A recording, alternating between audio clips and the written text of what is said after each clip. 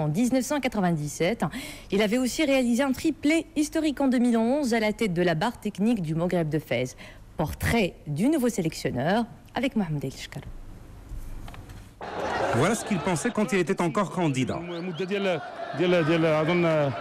C'est une opportunité que j'attends depuis plus de 10 ans. C'est un honneur pour moi, un devoir national. Tout entraîneur rêve d'être national.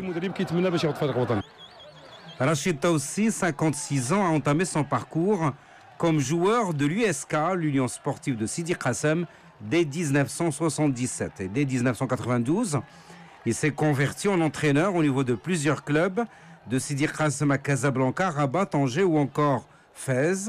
Sélectionneur également des cadets puis des juniors et de l'équipe olympique, avec même une parenthèse aux Émirats Arabes Unis entre 2005 et 2008. Et puis, l'année dernière, il a décroché avec le Maghreb de Fès la Coupe du Trône, la Coupe de la CAF et la Super Coupe d'Afrique. Depuis le début de cette année, il est aux commandes de l'AS FAR et depuis hier, il succède à Eric Garretz en tant que sélectionneur national.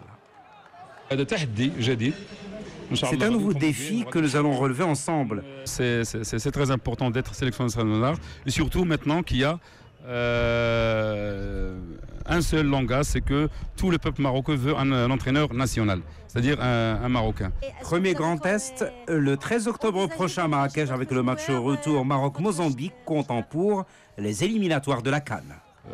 Oui, je crois que, comme vous le savez tous, et tout le peuple marocain, ça sera un match très difficile, ça sera une étape parmi les étapes. Et Dieu veut qu'on commence avec bien sûr ce test ou cet examen qui est très difficile au début. Mais je crois que quand on a la foi, quand on a aussi la conviction et quand on est armé bien sûr de cette conviction, de cette foi et armé bien sûr de connaissances et d'expérience, je crois que Dieu va nous aider pour réussir cette mission. Rachid Taoussi a été choisi à l'unanimité des membres du bureau de la fédération. Le navire suisse Fleur de Passion jette l'ancre à la marina de Salé.